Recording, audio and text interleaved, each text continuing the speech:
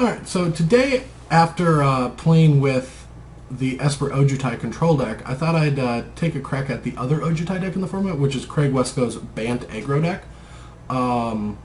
It just was phenomenal for the Pro Tour. It was probably the coolest looking deck in the entire room. And then, you know, not only did he go like 8-2 and top 16 with it, but San Paradi the next weekend top 8 at the GP. And if you look at the motor results, this deck has been popping up quite frequently, and I don't think a lot of people have adopted it. It's like probably one of the most expensive decks to play because Death is Raptor's 20, this is 30, lots of rares. It's not as mythic heavy as other decks, but the mythics in the deck are new and expensive. So the deck's winning a high percentage on Moto, and I believe that there's not a lot of people going 1-2 with it, or 0-2, or even 2-2. I think like just the deck is winning a lot. So I wanted to give it a crack, but there's been a lot of content on this deck already, but I'll go through some of the motions of what it's trying to accomplish. The whole idea is that Bant now has sufficient removal and fatties and threats to play this long game that Obzon decks and Jeskai decks have been doing most recently. It's taking a little technology from the Green-White Devotion deck where it has some masteries in the main deck, but it's not really the theme of the deck. The theme of the deck is, now that Bant has removal in Dromoka's Command and Valor Stance, it can just play a mid-range game. So it has 4 Den Protectors, 4 Deathmiss Raptors to play the stall out, get to parity, keep getting back removal spells or Ojutais or what have you. But it also has the powerful hitter in Dragonlord Ojutai, where when this is untapped, you can fight with it and your opponent can't kill your guy in response, which is really important sometimes with Dromoka's Command. But also your Valor Stances act as negates for their removal for Dragonlord Ojutai, so when they hold up removal for your, potentially turn 3 or 4 Dragonlord Ojutai, you can just simply counter the removal spell, get a card out of it, play something else. You have to kill it with their next turn, and then you're way too far ahead. Sometimes you'll have a Surik, the Hunt Caller, in play, and they tap out, and you just play Dragonlord Ojutai, attack them right away, get your card advantage, they kill it, and you get to take another turn.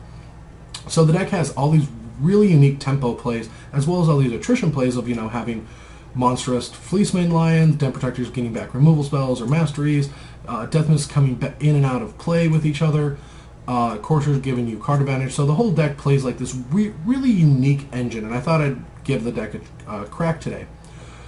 In the sideboard, let's see if you can sort by name, sort by name, sort by name, sort by name, sort by name, sort by name, sort by name, sort by name, sort by name.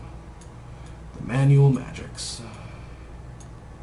Alright, Glare and Arash and Claire can share, or maybe we can, there we go.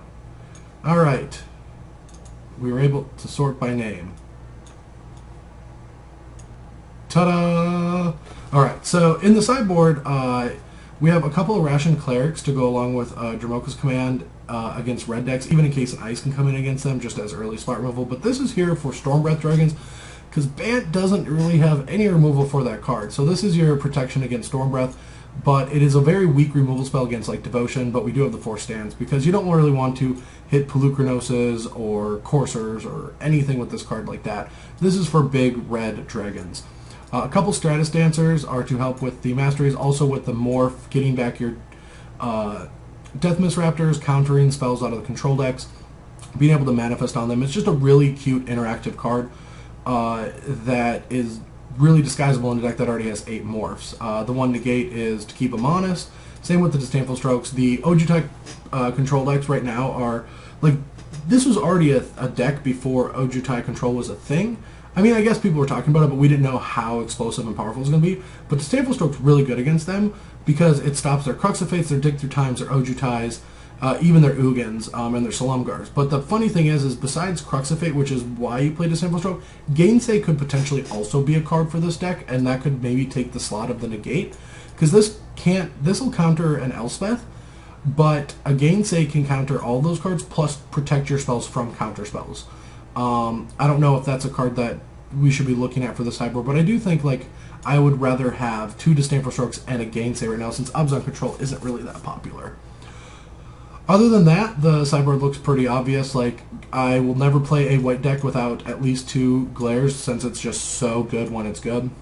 And I've played with this card before, and I don't know how great it is, but in a deck like this, it's probably much better, since we're trying to amass this like board presence the same as the red decks. And this card blocks everything out of red, gains you some life, comes down real early, holds back a Goblin Rabblemaster, well, the tokens. Hopefully your other guys will hold the Rabblemaster itself back, but just having more 2-drops against that deck is really important.